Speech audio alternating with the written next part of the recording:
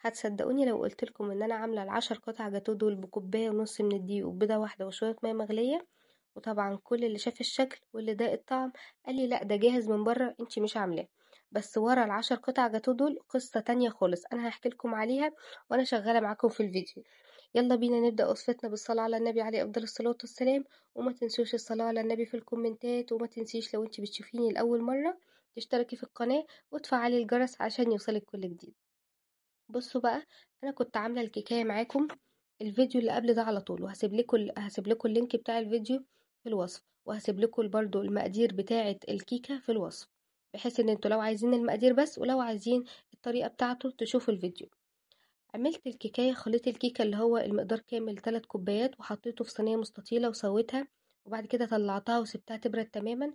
وقمت واخده الكيكه بتاعتي قسمها نصين، وواخده نص من النصين دول وفاتحه من النص زي ما انتوا شايفين.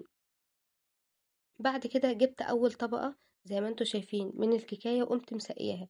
التسقية دي عبارة عن نص كوباية لبن، شوية من الكاكاو الخام، ومعلقة كبيرة من السكر. ممكن تستبدلوا التسقية دي بشربات خفيف من بتاع البسبوسة بس يكون بارد. وطبعا مفيش اسهل من كده. كل بقى الخطوات الجاية دي بسيطة عشان انا عايزة احكي لكم الموقف اللي حصل ايه اللي انا خلاني اعمل الجاتو ده. هنا بقى هحشيها كريم شانتيه وهحط الطبقة التانية وبرضه هحط كريم شانتيه من فوقيها. ايه اللي حصل بقى؟ وانا مروحه من عند ماما عيالي وقفوا قدام الفرن احنا عايزين جاتوه، قلت لهم حاضر. يعني باباهم بصراحه اللي قال لهم حاضر هجيب لكم. فلما دخلنا سالنا على الحته بكام. الحته الصغيره خالص اللي شكلها يعني مش الطف حاجه ب15 جنيه. طب والحته الكبيره شويه ب20 جنيه. طب ليه يعني؟ يعني احنا لو جبنا 4 حتت لينا وللعيال ب80 جنيه. قلت لهم لا انا هعمل لكم في البيت وكمان احسن من ده. لا انتي مش هتطلعيه زي الشكل بتاع بره. قلت لهم طب انتوا بعد كده لما اخلص شوفوا واحكموا. قالوا لي خلاص ماشي. وانا عايزاكم برضو انتوا كمان تشوفوا وتحكموا. انا عايزه اقول لكم ان انا مكلفه الموضوع ده كله قد ايه. مكلفاه 50 جنيه كريم شانتيه وب10 جنيه كريز. والشوكولاته هتجيبي مثلا ب20 جنيه شوكولاته. يعني الموضوع اتكلف معاكي هما ال80 جنيه بس طلعتي بينهم بقى 10 حتت جاتو. يعني اسهل واحسن واوفر ليكي كمان. يعني وكمان بصراحة ربنا ما بثقش قوي في حاجة الناس بتاع. يعني عامة ما بثقش في حاجة ناس بره لأن أنا بطبيعتي بقرف قوي. فيعني عاملاها أنضف كمان. بصوا بقى من لحد هنا الشرح كان تمام. دخلت الكيكاية بتاعتي أو الجاتو بتاعي الفريزر التلاجة لمدة 10 دقايق، وبعد كده طلعته. حطيت عليه جناش الشوكولاتة اللي انتوا شايفينه ده. جناش الشوكولاتة ده عبارة عن ايه؟ شوكولاتة خام وزيت ولبن بس مفيش أكتر من كده. وبعد كده قمت موزعاه على الجاتوه من فوق. وان شاء الله هبقى انزل لكم الطريقه بتاعه الجناش، ممكن اكتبها لكم كمان في الوصف تحت واكتب لكم المقادير بتاعتها. اكتب لكم في الوصف الفيديو مقادير الكيكه ومقادير الجناش كمان. بعد كده قمت موزعاه كويس. اهم حاجه ان الجناش بتاعك يكون بارد ما يكونش سخن، علشان ما يسيحش طبقه الكريم شانتيه اللي تحت والدنيا تسيح على بعض وتبوظ معانا.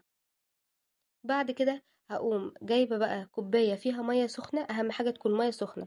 وهتنزلي السكينة بتاعتك أو الترنش بتاعك فيها. وبعد كده هتنشفيه وهتقطعي بقى. هتقطعي الجوانب بحيث ان انت تساوي الجوانب. هنساوي الأول الجوانب وبعد كده هنبقى نقطعها واحدة واحدة كده. أهم حاجة زي ما بقولك ان انت لما تيجي تقطعي بالترنش تنشفيه، يكون في ايدك فوطة كده من بتوع المطبخ أو مناديل مطبخ عادي الموجود عندك. ولما برضو تقطعي تنزلي بالترنش. بصي مرة واحدة، يعني تنزلي مرة واحدة، مينفعش تنزلي وتطلعي بيه. بصوا انا لما نزلت وطلعت بيه الكريمة اتلخبطت على الشوكولاتة. يعني انا بوريكم التركات اللي المفروض تعمليها علشان تطلع معاكي جاتوه شكله زي شكل بره بالظبط. بعد كده بقى هنا انا كنت بقسم هقطعها على كام حتة. وبدخل برضو السكينة بتاعتي في المية السخنة بطلعها تاني وبنشفها. ولما اجي اقطع زي ما قلت لكم بنزل بالترنش بتاعي مرة واحدة. بصوا هكمل بقى تقطيعة الجاتوه زي ما انتوا شايفين كده. هنا الترانش علشان مش طويل معايا، السكينة بتاعتي مش طويلة معايا. فلما باجي بقطع قطعت زي قولي كلها الا ربعها والحتة التانية بعيد عليها.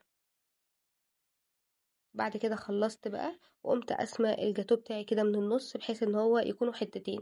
وعلى فكرة لو صغرتي الحتة ممكن يقطعوا معاكي 12 حتة جاتوه. لان سلفتي لما حبت تعمل عملت لها وزوقتهم لها. فقطعوا معانا 12 حتة جاتوه بنفس المقادير برضو. بس حتة الجاتوه كانت أصغر شوية. بعد كده بقى التزيين ده يرجع لك. أنا عملت هنا روزيتات بالكريم شانتيه، وحطيت على كل روزيتا كده نص كريزية. وبرضو ممكن تحطي بدل الكريز كريسبي شوكولاتة، الكريسبي اللي هو برضو بيتباع عند أي عطار. وبعد كده بقى النص التاني من الجاتوهية هحط لها شوكولاتة مبشورة. طبعا أنا الشوكولاتة مش بشرها في المبشرة العادية بتاعتنا. لو بشرتيها في المبشرة العادية بتاعتنا هتطلع لك تراب. يعني انتوا شايفين الحبة الأخرى اللي أنا كنت حطاهم في آخر واحدة دول، تحسيهم تراب، بس لما أخدت بالمعلقة متظبطين. هقول لكم بقى أنا بشرت الشوكولاتة ازاي. هجيب القالب بتاع الشوكولاتة بتاعي، وبظهر السكينة هتقومي حكة الشوكولاتة زي ما انتوا شايفين طبعا، لحد ما تبقى معاكم بالشكل ده. فالشكل ده طبعا بيبقى احسن حاجة، ولما تاخديه بالمعلقة بيبقى احسن عشان ما يتكسرش في ايدك، وبيبقى في الاخر بالشكل اللي انتوا شايفينه ده. عايزه اقول لكم ان كل اللي ده طعم الجاتوه قال لي والله تسلم ايدك، ده انت جايباه من بره. سلفتي لما حبت تعمل عيد ميلاد لابنها قالت لي لا اعملي لي الجاتوه ده، فعملته لها. انتوا شايفين ما شاء الله الجمال. وطبعا التزيين ده بقى يرجع لك، ممكن من غير كريم شانتيه خالص من على الوش، ممكن بصوصات، وبألف هنا وشفا.